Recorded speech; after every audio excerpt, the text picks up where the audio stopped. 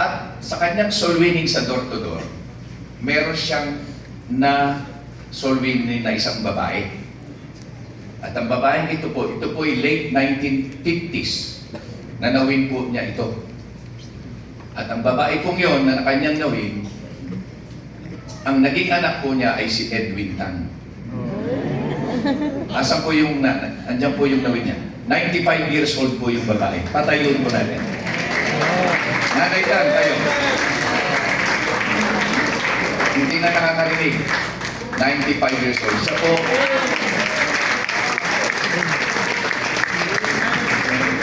Kanina po, paikot-ikot dito. Tinanong niya si Pastor Butcha o si Pastor Melo.